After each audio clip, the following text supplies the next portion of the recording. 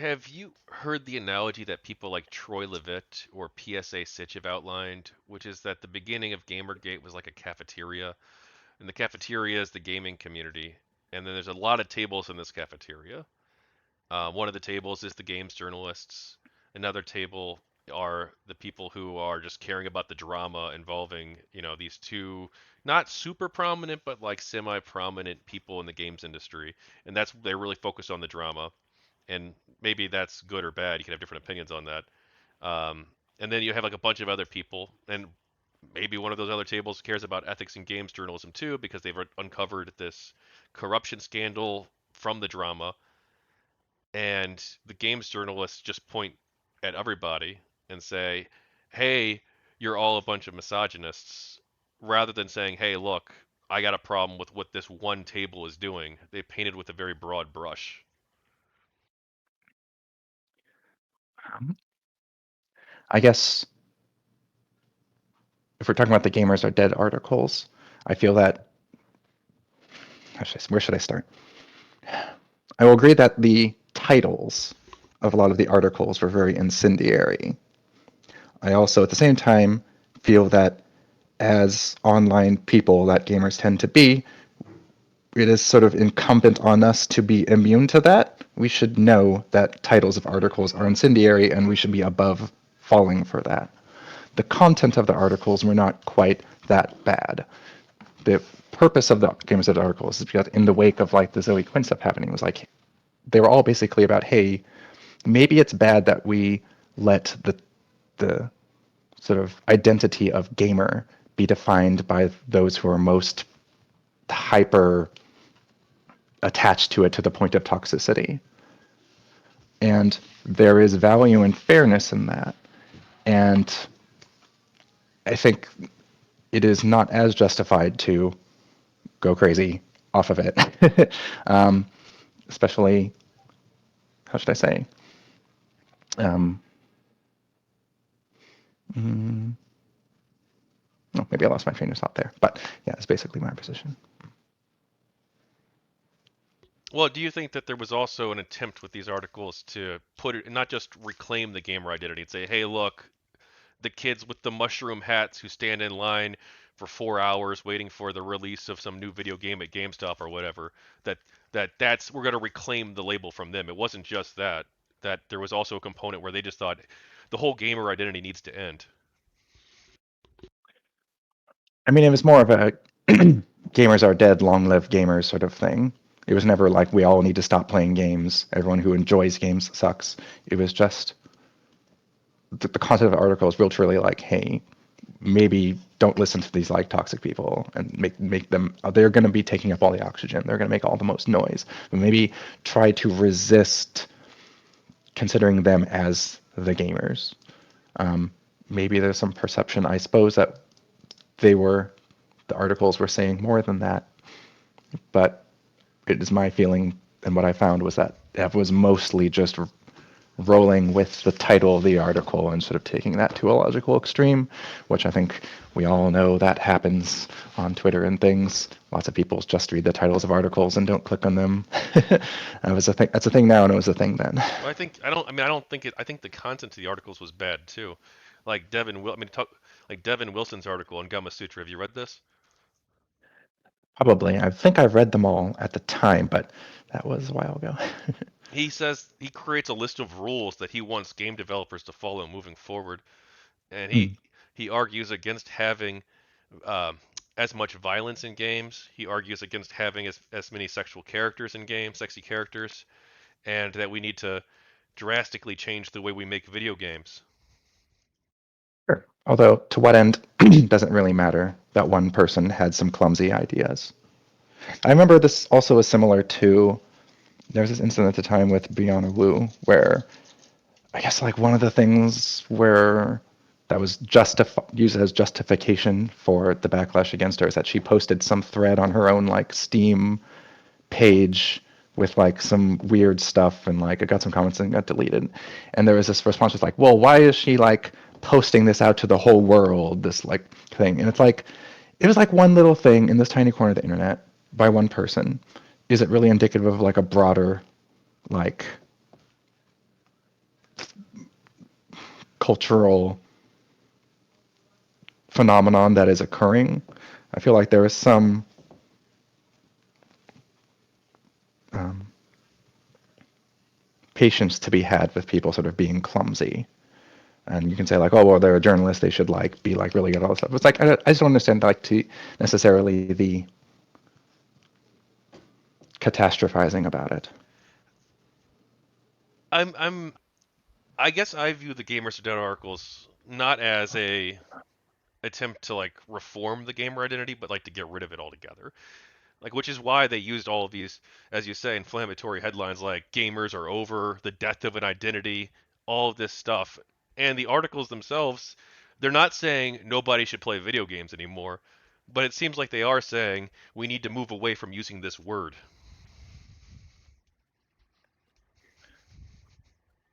Um, Or do you disagree with that assessment? I don't really feel like that was my feeling at the time. Again, it's been a while since I read them. Perhaps I could have reread them in preparation. But even if so, was there any follow up on such a campaign? Did it was it anything more than those one articles at one time?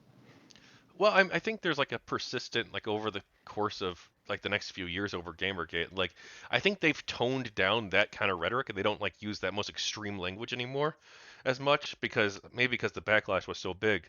I don't know. That might be it. But there has been this continuing approach, especially like of the Devin Wilson approach, where you have these games journalists basically calling for games to be censored, like you saw with the Vice Waypoint article, um, where they were talking about Final Fantasy 16, and they said that you'd think that the developer would have seen the backlash to Cindy, who is one loose thread away from indignity, and have changed it. Like they expected like this backlash to have resulted in them changing the game, but when they didn't, they're criticizing the developer for not caving into the backlash. I suppose if that is the case, and these sorts of like um, efforts by people Gamergate is concerned with aren't really having effects, like to what end are we to be concerned about this? Sometimes they do and sometimes they don't. I think it just like depends on like the developer and whether or not they feel like they need to change it because of the backlash or not. Like the change the cover situation, they did change the cover. Obsidian did take out the tombstone joke. Mm. Lionhead Studios did delete their tweet about the when they posted the big boobed women from their game. Mhm. I mean, there is room to be had for criticism being warranted, and then developers sort of um, concurring with the sentiment expressed. Some of these things, plus, like, I feel it is worth warranting, like, not looking at the actions in isolation, like, for example, like the tombstone joke or whatever. Saying, like, oh, they made the tombstone joke of, like, the like Kickstarter contributor or whatever was in there, and then people had some outrage over it, and then they removed it. You can sort of look at that in isolation, like, oh, like the angry mob sort of like convinced them to remove this content from the game and censor it, or whatever. But I think it's also worth considering, like, yeah, that Tombstone joke was pretty bad. Maybe it was kind of not great, and maybe wasn't really how should I say, agreeable to anyone that was like present and like featured. I don't know. Like I think there's some. It is valuable to look at these instances and be like, okay, well, is there any merit to the concern? I feel like in a lot of these there was. Yeah. Sorry, Miss Sonata says it was Final Fantasy 15, not 16. My bad. Mm. But like as when it comes to like that sort of thing, like I think it's fine to criticize games and criticize decisions that they make. That's perfectly fine. I just there's got to be a better way to do it than using the power of social media to get like a large group of people to all contact the developer at once or create hashtags like change the cover, which they didn't do the hashtag thing with Obsidian, to be clear.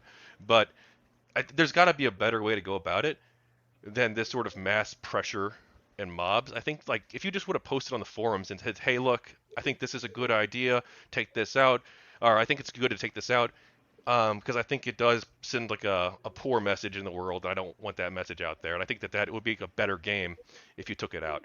And they're like, you know what? I agree with that, and I think that's fine. And like the Tracer guy, when the Tracer guy made the Tracer post, I defended him. I mean, I thought his idea was kind of silly, and I said as much at the time, but I also said, you know what? This is exactly what I've been saying you should do. I defended that guy and his right to free speech and his right to criticize the game because I think he went about it the right way. But I don't think that this online like sort of like mob mentality is the right way. I guess I would be hesitant to sort of throw things that have legitimacy sort of under the bus. Like, are things like protests and boycotts like censorship or not? And I would find that things along those lines that really, how should I say, um, depend a lot on free speech and sort of market forces generally. I, I'm not sure I can really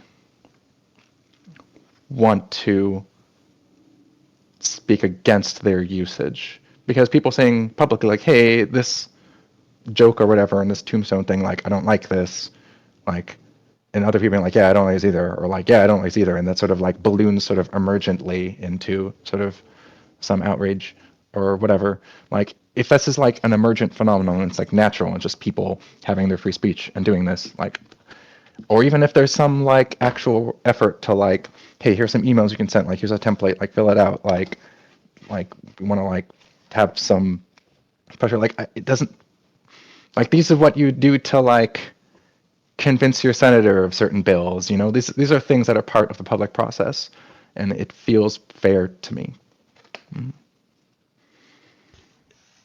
Yeah, I mean, I think that they're like they have like the legal right to do that. I just think it creates a chilling effect on the industry when you have these pressure campaigns, and sometimes it is organic, like the Pillars of Eternity thing, and sometimes it's like a coordinated effort, like you saw with that's Change the Cover. And I think that that's their free speech; they have the right to do that, but it's very bad, and it's bad for artistic freedom because now game developers are gonna be like, oh shoot, I had this artistic vision for my game or my book or my comic book or my movie or whatever it is, and now I'm afraid to put this out there because it's not just people criticizing it, it's people demanding a change. I think that's like where it crosses the line. Um, Like boycotts are fine, to be clear. I think boycotting is fine because you have the right to not buy whatever product you want. I think that's totally cool. I just think when you're like demanding they change it rather than either criticize it and just criticize it, don't demand that it be taken out, or if they want to say, hey, look, you know what?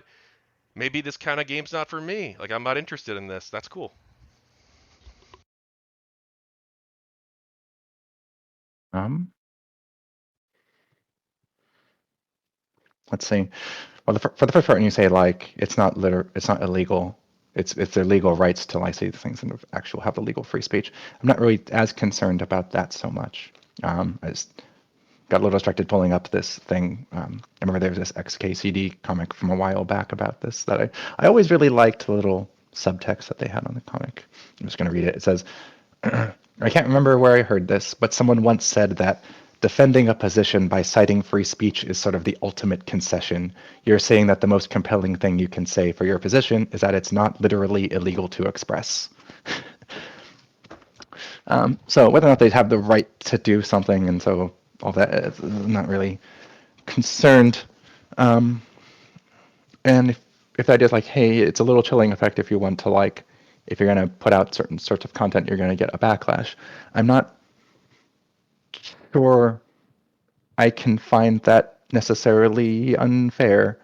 If someone is going to put out a bunch of like brazenly Nazi work, for example, and they get a backlash, or they can anticipate a backlash, like to what end is that unfair?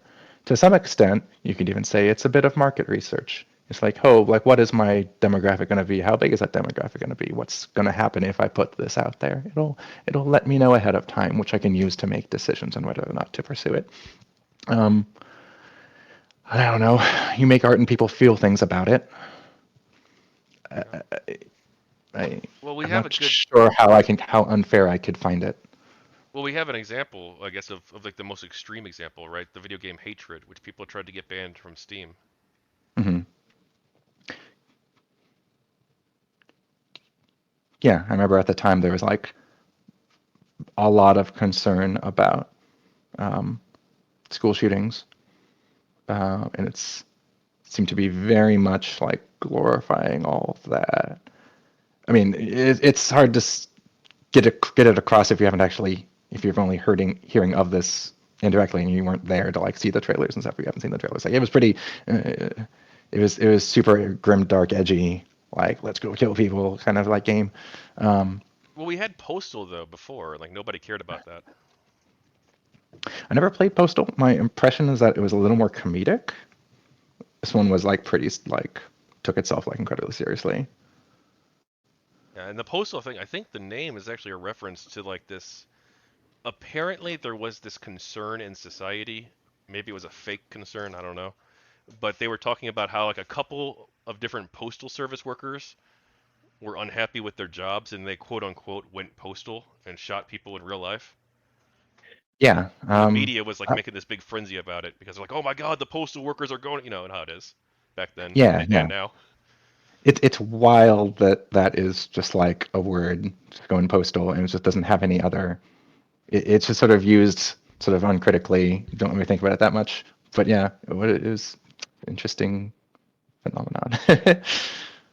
I guess my concern with like this stuff is that I like games and I like a wide variety of games and I like games with big titties in them and I like games with a lot of violence in them and I like Me games that too. have a yeah. Sorry, go ahead. Said me too. Yeah, and there was this attempt. Like there were like multiple different things, right? There's like the change the cover style stuff, and then there's like the Pillars of Eternity kind of stuff, and that's different. Those are different things. They're similar in some ways, but they are different. And then you also have people saying these video games cause real world violence or real world sexism. Um, Mhm. Less the violence part, though there were some people making that argument, or there are now.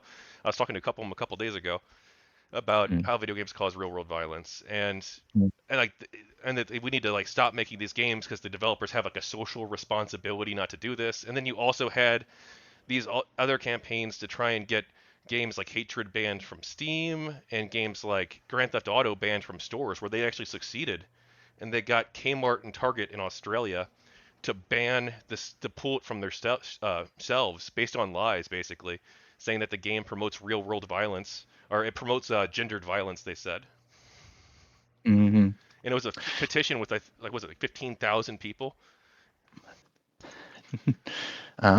Yeah, I mean, it is possible to create sort of um, what's the word again? Moral panics about things, and it often can be a little. Well, it's more than often like not warranted. Um, 28,999 people signed the mhm. petition. Yeah, and like when it comes to like video games, like contributing in any way to violence and sexism and stuff, like when you say things like "I liked having violence in games," it's like that's fine. I don't think anyone really cares.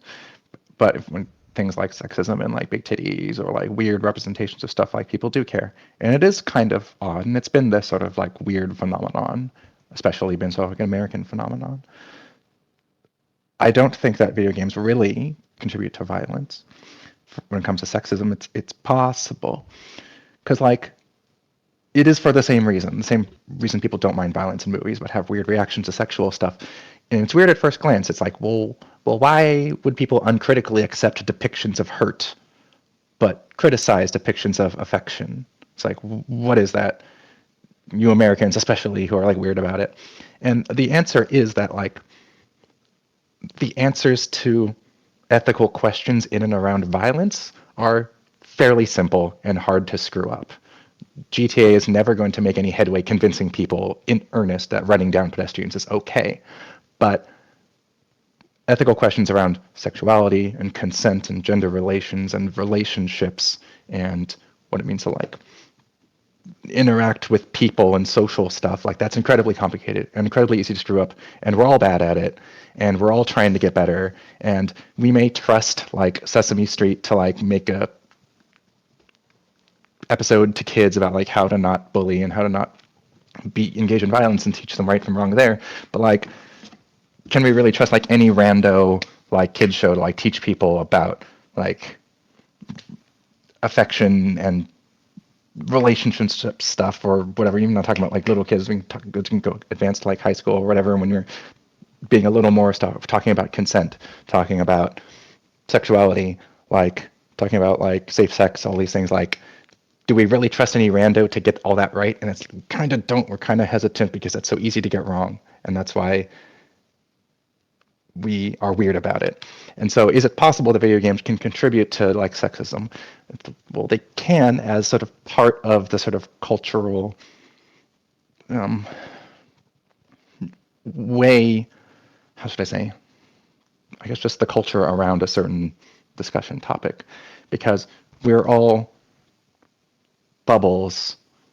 We have our own little lives. We have our own job, our own friends, our own school, or whatever.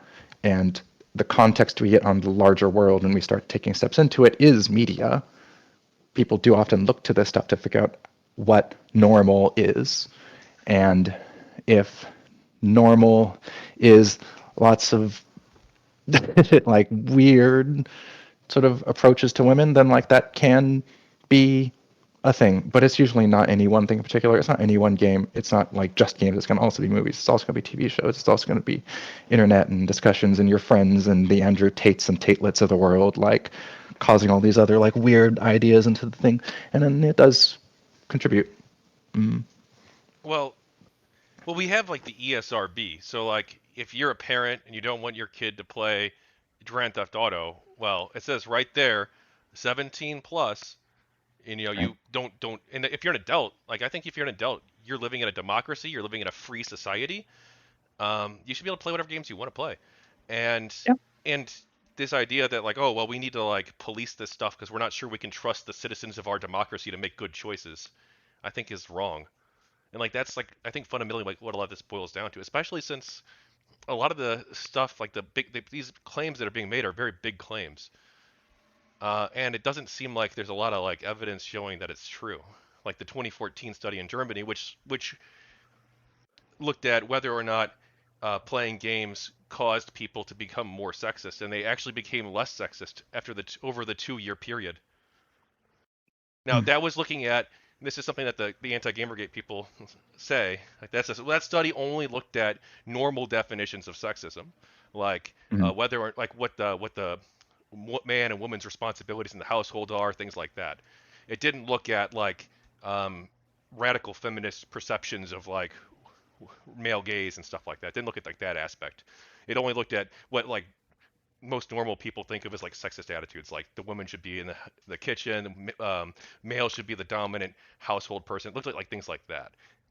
But it did show that the people who played video games and the people who didn't, like they both became less sexist over time, actually. Mm. Um, I guess I'm not terribly familiar with the study, so I don't have much to speak on about it. How should I say? Yeah, I can link it for you. Mm. Unfortunately, I think you have to pay for the full thing, which I've not done. I've only read like the abstract, but I went and watched an anti-GamerGate person's video on it actually. Innuendo Studios did a video on it, and I guess they paid the money. Interesting. I like Innuendo Studios quite a bit. I feel like I probably would have watched it then, but I don't recall. Um, hmm. It's possible. I think it's good to keep in mind that a lot of the criticisms people have for certain games and their sexual content is going to be an effort. Gosh, how should I say? Um, it is fair to have criticism of art, and they're probably going to put it forward. Whether or not the developers make changes in regards to it is one thing or another. But I think it's good to note that, like, when we're talking about like ratings of games, all games are political in one way or another, and that's never going to be reflected by a rating. Like SimCity might have an E for everyone, but it also is political. It's saying that like big cities are bigger than small cities. Small cities don't give you much stuff. Big cities are what you want. Long live big cities. Forget about small cities, farms, countryside. We don't even have that. We don't care about it. We only like big cities.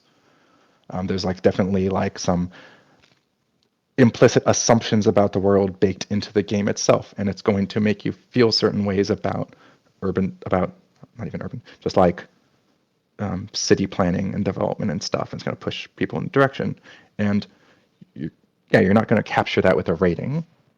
Well, And go ahead. it's it's I guess like the line between what counts as policing games versus like trying to make an impact, because I feel it is fair to do. Say like, hey, here's like these issues, like maybe it's not great. And to like what extent is that fair, I suppose, is a line to be had. I think quite a bit of it can count as fair. Aren't we also like assuming the reaction that people are going to have to these games though too? Like like SimCity, like you're assuming that like, oh well, if people play this game, they're going to think that big cities are good and small cities are bad. But like, what if they look at it and they're like, yeah, actually, you know what? This is kind of boring doing urban development, and like it's kind of like it's destroying nature, and maybe we should like return to an agrarian style of life, or maybe I prefer the small city because there's less traffic, and there's tons of traffic in the game, and like there's like people could take away so many different things, and like as an adult, like shouldn't we let them like explore that on their own rather than, and like you can criticize it, sure, but like this idea that like, oh, SimCity is going to cause harm in real life because it's going to convince people that big cities are good, and like you could take that to like some super insane conclusion too, where it's like big city is good, we should turn the entire planet into Coruscant and like just pave over nature and cause like mass Mhm. suffering to animals. Like you could take that to like an extreme way even. Mhm. I mean, it's probably never going to be that explicit. Things usually aren't. A lot of these things are sort of unconscious, and you sort of just get a sense like, oh yeah, big cities are good. And like, especially when a lot of these things are sort of reinforced through game mechanics, um, it's kind of hard to not internalize that a little bit. It's like, oh yeah, I want the big cities, I want the big things, so I get to give you the more stuff. And that one might actually like make transform those into explicit calls of action into one's head. Like, probably not. But it's all about the little accumulation of things here and there.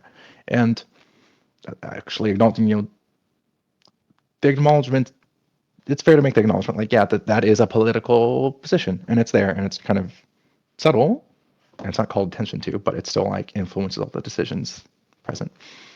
And it is hard to sort of prove that anything does anything, because it is this sort of subtle accumulation, like I said, accumulation of all these different signals that you get as you grow and become a person through life. Like, hey, I see all these different things. Like, I remember when I was little, um, I watched Boy Meets World, and I really thought that like Corey and Topanga's relationship, like, oh, this is the best. This is like the prime like relationship. This is like presented to me as like really amazing. Like, I want to have this kind of like one girlfriend throughout your life. That's so romantic. It's so amazing. And then you get married and it's all this stuff. And like, look at me now. I'm freaking like bisexual poly, like sleeping around. um, but like at the time, like fucking that and so all sorts of other things were like um, sort of making that to be the default in my head, and no one thing ever made it that way in any sort of explicit way. It was just what I saw, and that is sort of what I knew. Um, but, yeah. Well, there I guess like two tracks that I could like bring up with this, like one of which is like the libertarian track where it's this idea. I guess I'll let you address the first one first, and then we can talk about the second if you want. Hmm. The libertarian track, which is like the problem isn't that like single, or sorry, not single, that heterosexual relationships are portrayed positively in this one thing. Like that's not, or even in many things. Like that's not a problem. Like if there is a problem, it's that like society demonizes like alternatives to that, or like Hmm. it Yeah, used to, like maybe for less sure. so now. Um, And like that's like the fundamental issue. It's like you could have like the Boy Meets World, and you can have that romantic story, and like that's fine. And like you can also, we should be able to also have like a gay love story or a Yeah. polyamorous love story, and like the part of society that says you shouldn't do this other thing, like that's the part that should be criticized rather than we should be like deeply concerned with like the message that Boy Meets World sent. Yeah, and it's not like a bad message. I mean, it is a way to engage for a relationship that will be fulfilling. You'll have that relationship, you'll enjoy it for your life, and then you'll die, and you'll have a amazing time of it.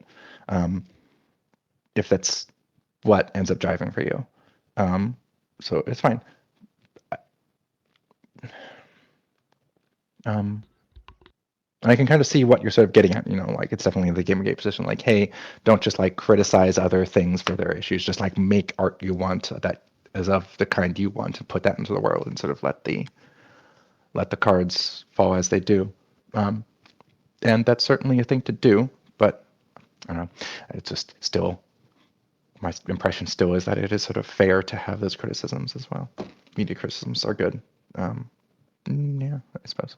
And I guess the second track that I would like adopt, or I would not adopt, but I like want to think about, and it's something I've like weighed and discussed it with other people recently. I actually talked with a guy who used to be Red Pill, and he's since come around, Mm. and like that's good. Part of that might have been conversations with people like me, that he's abandoned this position. He wasn't a Mm. GamerGate guy, completely unfamiliar with GG, uh, but him and I talked, and he's like, I don't want to put words in his mouth. This was a long time ago. It's like 3 months ago. Anyway, the Mm. conversation we had, it was about should there be like certain guide rails that like society promotes? Like, is it okay if we say that, hey, look, if you want to have a guide and you're kind of lost and confused, you want to have a guide on what is like a good way to pull myself out of this rut or to like live like a happy life, we could like promote in society certain ideas like, okay, maybe this is like a good path for most people to follow, but we should also have that be open. So like, for some amount of people, polyamorous relationships are going to work, right? But probably not for like most people. Like most people aren't Yeah. interested in that. Most people don't really, they probably couldn't manage those relationships in a very well way. And if we like try to say that this is like an equally valid or equally good like standard promotion in society to have, then like it might lead to some like bad outcomes for people, for individuals. Whereas like if we say, hey look, instead, like, hey look, for most people the monogamy thing is going to work. You can try the polyamory thing if you want to, but like we don't know if that's going to work for you. You should decide, that's something you have to decide for yourself, and you can try it if you want to. And if it works, great. That's a valid part of that's a valid relationship, a valid part of society.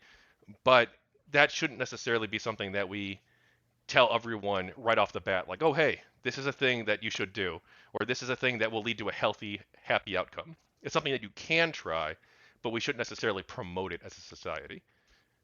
What do you think of that? Um, I mean, when it comes to like promoting alternative things, I don't think it's necessarily great to like do the opposite of promoting it. If you want to say like, hey, this is the sort of straightforward way to go about things, and here's some alternatives, that sounds amazing. The trick is always whether or not the people authoring those things are going to be cool about the alternatives, because so often like it's like do the straight normal cis het way and everyone else is like evil. And that just tends to happen quite a lot. So if people worded it in the way you do, it's like, hey, yeah, like monogamous relationship is like great.